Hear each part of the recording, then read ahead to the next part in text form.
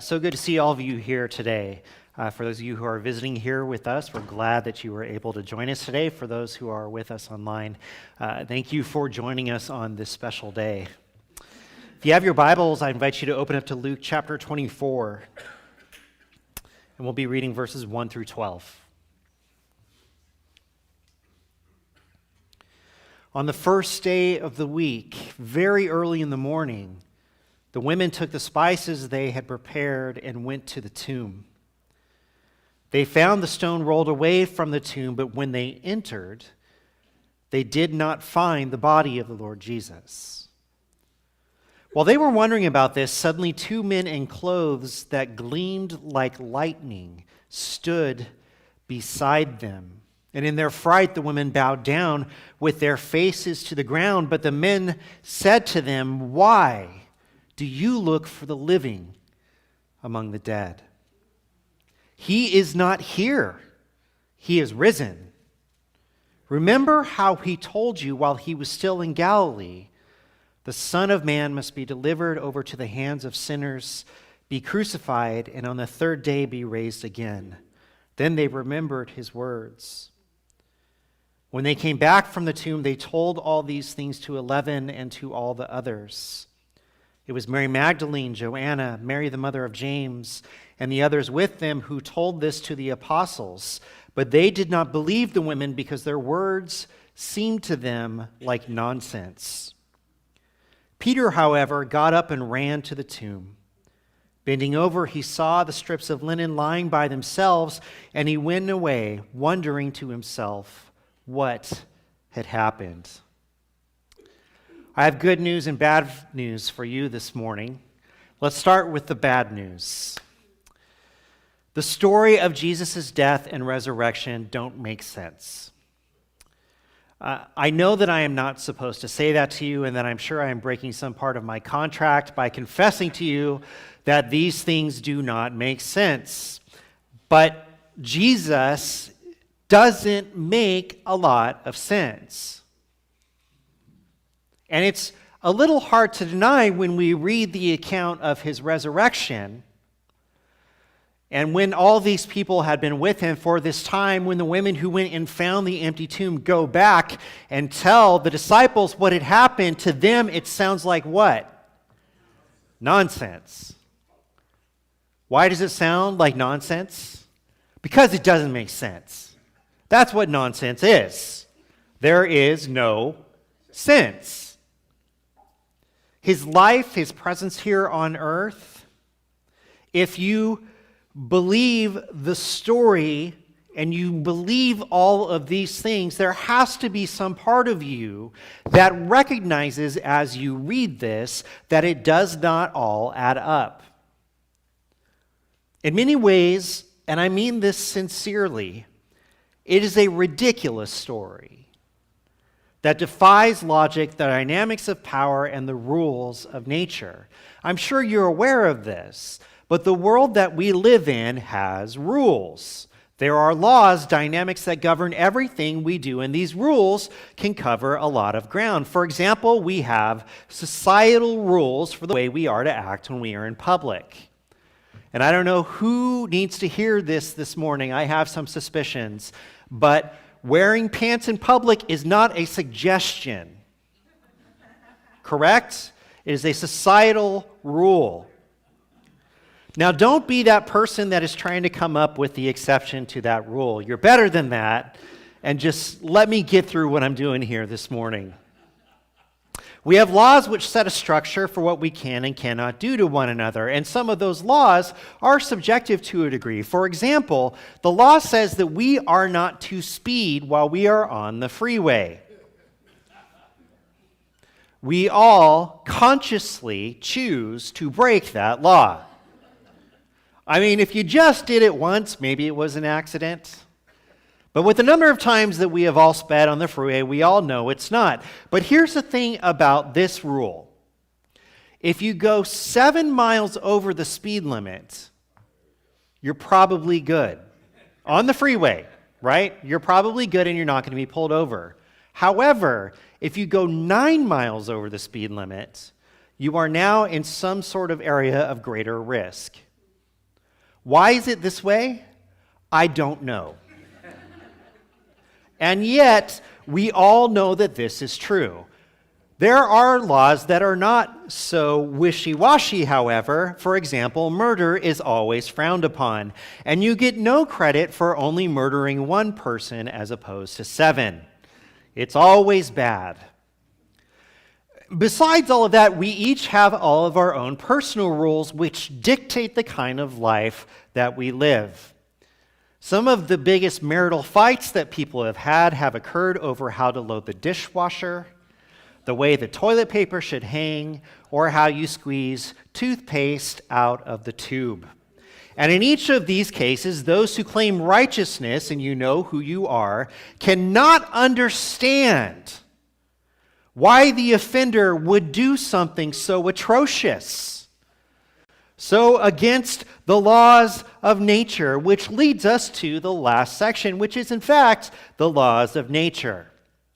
If you throw something up in the air, it will come down. There is perhaps no law or rule that is greater than the law, however, of life and death. Death is a law unto itself, and it wins every time. It doesn't matter whether you are young or old, healthy or sick. Death always has the final word. So you see the problem, don't you? The story of Jesus takes the rules, some of them that were given to us and some that we have so carefully laid out, and declares that for God, they are not actually rules. In fact, they might not even be suggestions. Now, to our minds, trying to imagine something who is outside all of these things, it doesn't quite make sense. But here's the thing I want you who believe in Jesus in this room to know today, is that if you act like the story of Jesus is a normal, sensical story, you are doing disservice to yourself, the person you are talking to, and to the story itself. And when we try to do that, try to make this story some sort of average, normal story, we deny what it is, because here is the kicker. If the story of Jesus made perfect sense to us, it would have been a different story altogether. And it would not be the story that we have. The fact, then, that it doesn't make sense might be one of the most important things about it. Jesus was good and dead. The story is clear about that point. There were many witnesses to his death. He, we are told, was dead on the cross that day. And it was confirmed that he was dead on the cross because someone stabbed him in the side and his blood had already begun to separate. Jesus was dead. And many don't really have a problem with this assertion that he was dead and that the crucifixion led to the death of Jesus. His body was taken down from the cross, placed in a tomb. That tomb was sealed, and we even know to whom the tomb belonged. There is no debate, even, that when the disciples showed up that day, the tomb was empty. These details are kind of trivial in the great scheme of things, and there's really no need to argue about them because on their surface they are all totally acceptable.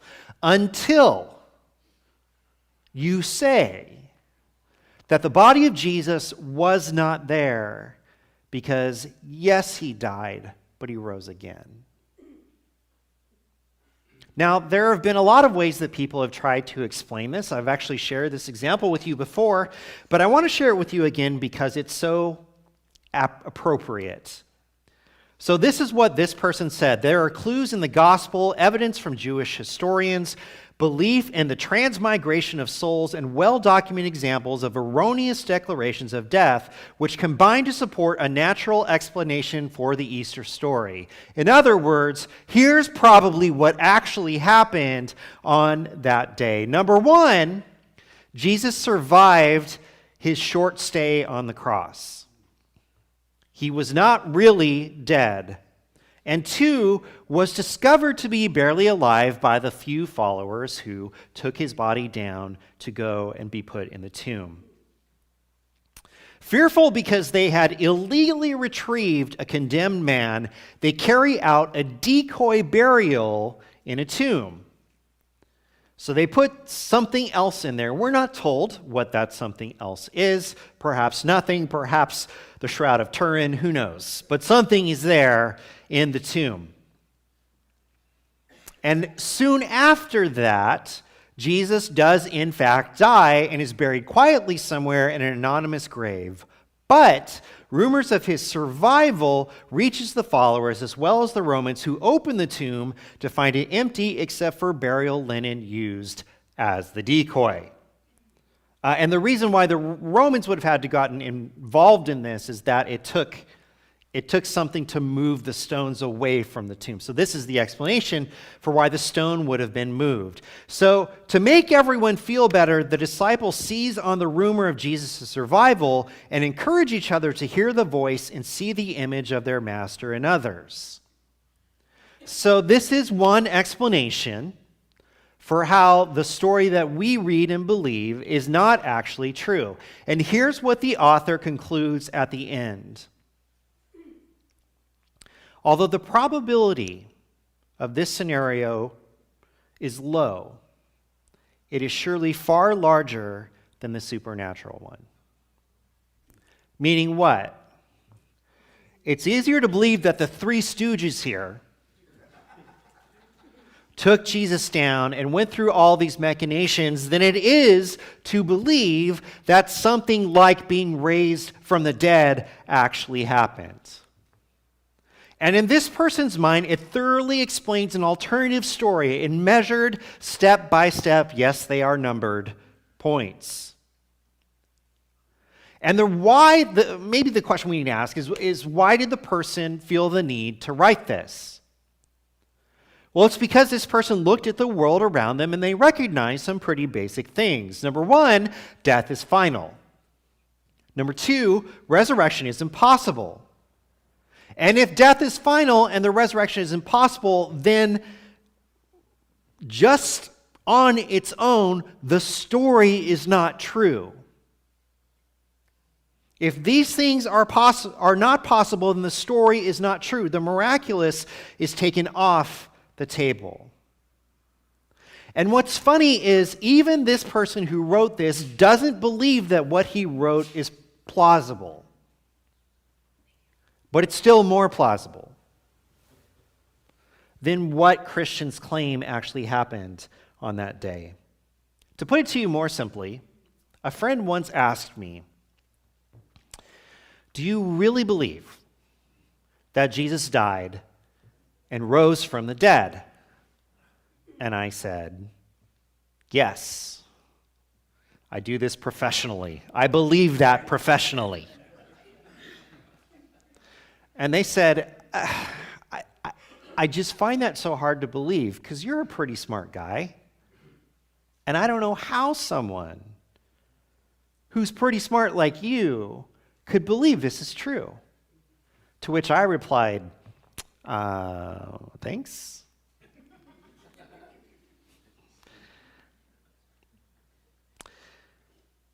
My friend was right, though. It doesn't make sense.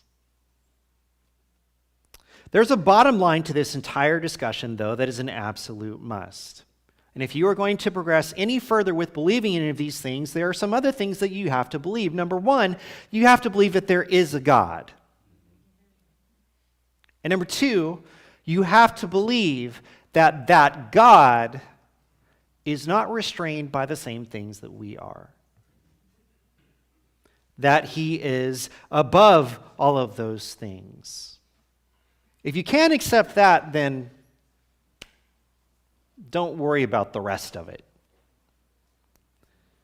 But the story says that God is not bound by our rules and laws, and that God intentionally chose to break them. And this is what is so difficult for us. I know it's hard to imagine not being subject to all of the things that we know are true and undeniable, things that we can do nothing about. It's hard for us to imagine that there is something, anything, that is not subject to those same things. And in particular, going back from death to life. There is no answer to that problem. There is no, even with the advances we have made in medicine, with all the things that we have done and accomplished in this world, there is no answer to this problem. And here's what's sort of funny. The Bible acknowledges that, yeah, this is a bit of an issue. From 1 Corinthians chapter 1, verses 18 through 25, he says, "For the message of the cross is foolishness to those who are perishing, but to us who are being saved it is the power of God. For it is written, I will destroy the wisdom of the wise, the intelligence of the intelligent I will frustrate. Where's the wise person? Where's the teacher of the law? Where's the philosopher of this age? Has not God made foolish the wisdom of the world?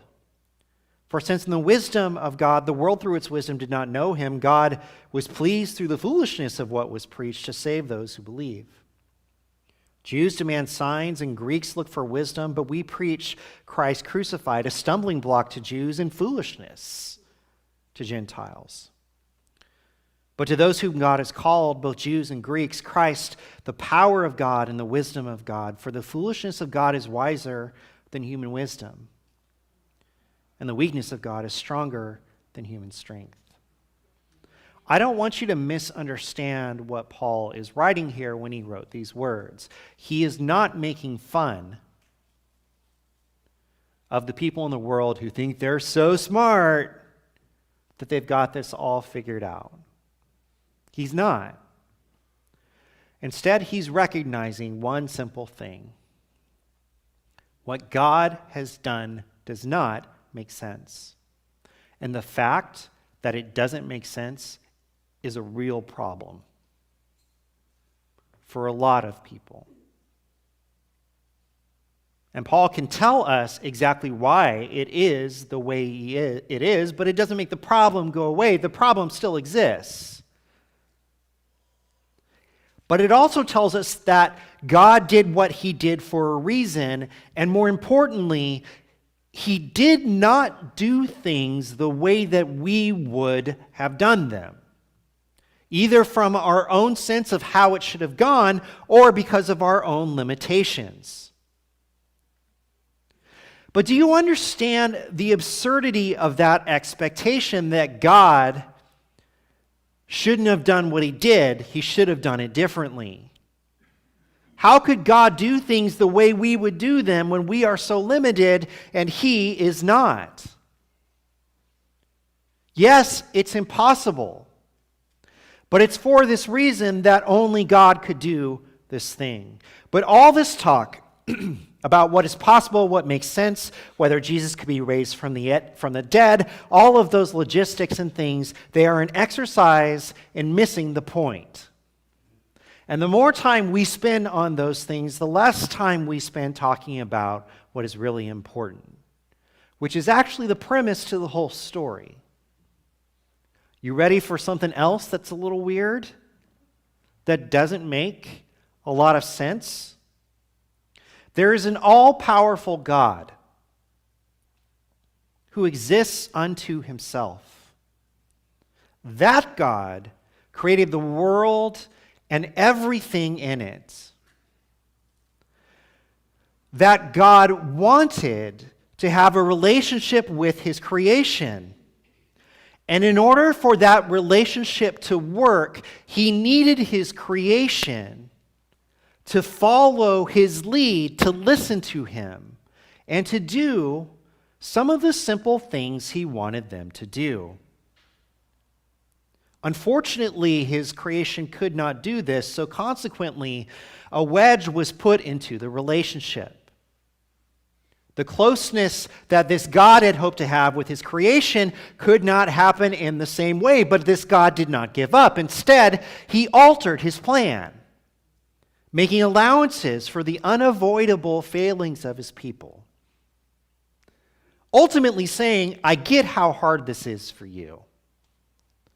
So let me try to meet you on this. God compromised over and over again. He raised them up and let them fall. He performed wonders, sent messengers, worked tirelessly to keep his people close, yet no matter how much he tried to keep them close, they kept pulling away. It didn't work. His creation decided again and again that they did not need this all-powerful God, when what they really wanted was an all-powerful self. Let me determine my own course. And it got so bad that those who wrestled at one time with this God decided there was nothing to wrestle with at all. For that God is not even real. Here's where it gets super weird. Against all logic, he sent his son to build a bridge to span the wedge that had become a chasm. So stay with me now. The Son of God became a man. I mean, he was born in everything. He grew up and became extraordinary. He taught like no one had before. He performed miracles that were impossible, breaking the laws that to us are unbreakable. And the world that he lived in hated him for it. Jesus tells a parable in Mark chapter 12. And we'll read it here, verses 1 through 9. A man planted a vineyard. He put a wall around it, dug a pit for the winepress, and built a watchtower. Then he rented the vineyard to some farmers and moved to another place. At harvest time, he sent a servant to the tenants to collect from them some of the fruit of the vineyard, but they seized him, beat him, and sent him away empty-handed. Then he sent another servant to them. They struck this man on the head and treated him shamefully. He still sent another, and that one they killed. He sent many others. Some of them they beat, others they killed. He had one left to send, a son whom he loved. He sent him last of all, saying, "They will respect my son." But the tenants said to one another, "This is the heir. Come, let's kill him, and the inheritance will be ours." So they took him and killed him and threw him out of the vineyard. What then will the owner of the vineyard do? He will come and kill those tenants and give the vineyard to others. While it might be clear who the bad guys are in this story, we need to turn our eyes to the landowner for a moment. And what do we see when we look at him? I'll just spoil it for you. He's a moron. He's not all that smart. He's a fool, in fact, because what did he think was going to happen? You send your servant to get what's yours, that servant is beaten up and sent back. You send another servant, that servant is treated even worse and sent back. You send a third one, that one is killed. So you send more servants, and each of them are either beaten or killed. And at some point he decides, so dumb. I'll send my son, because they'll treat him with respect. And to be fair, the decision that these renters make doesn't make sense either. Oh, you know what? If we kill the son, we get his inheritance. How? How does that work? They kill the son and send him out. But let's look at the last part. Verse 9, what then will the owner of the vineyard do? He will come and kill those tenants and give the vineyard to others. So you're telling me that this guy could have sent forces to kick these guys out of his vineyard at any point, and he didn't do it. That's not rational. He's not acting like someone who was thinking this through. And why would he send his son to people that he knew were objectively terrible people that had done nothing to show that they would respect anything, let alone his son? And if he had the power to correct this, why didn't he? And by the time we get to this last part, by the time we get to verse 9, I'm sort of fed up with him, to be honest. I'm over it. And I look at verse 9 and I just say, well, yeah, okay, go now. Go kill them now. Go kick them out now. Good job. Way to think that one up. But let's make it worse. What happens if we change verse 9? What if instead, after all of this, the landowner didn't send an army to kick out these guys? What if he instead decided to take all the loss and improve the land so that the tenants could stay on it? And then promised them that at his mansion, his house, which was more than they could ever dream of, that he would prepare special places and wings for them to come and live when they're tired of working in the vineyards.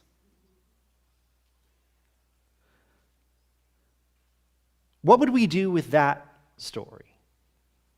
How would we look at him then?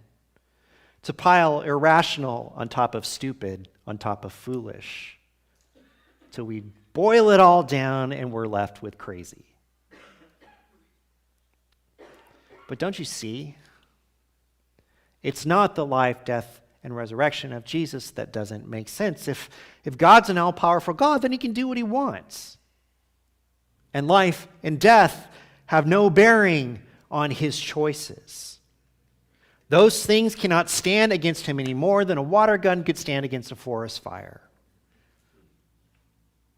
But that's not really what's important about this story. Do you know what the biggest mystery, the greatest disconnect, the weirdest thing about this story is? Do you know what really makes no sense at all? It's the fact that God did these things because he loves us. The fact that he went this far to offer us redemption, it is that which is utterly ridiculous. God didn't send his son simply hoping we would listen to him. He sent his son here to die for us, that through his resurrection we might have eternal life with God. We who have tried to take the vineyard from him, we who have killed his son, said, through the death of my son, you can now come live with me forever. It is not the great power of God that defines the way that things are. It is his outrageous love that swoops in and says, I will do the truly impossible for you. Therefore, I rejoice in the ways that this story doesn't make sense. And I, for one, am grateful that God was not restrained by the laws and the rules of this world. I am grateful that God did not do what we think made the most sense. I'm grateful that he does not do the things the way that I would, the only way that I would believe is possible. I am grateful that he breaks all of those things for me, for you, because let me tell you something. You know what doesn't make sense? Me. I don't make sense. My life doesn't make sense. The things that happen around me don't make sense. This world doesn't make sense. And it spins every day seemingly further and further out of control. But it is into that space that even though I don't get it, and I don't even know what it really means or how it's going to look, I step up and I say, He is risen. God breaks the rules. And my God gives me the improbable victory, knowing in the end, He is the only thing that makes any sense at all.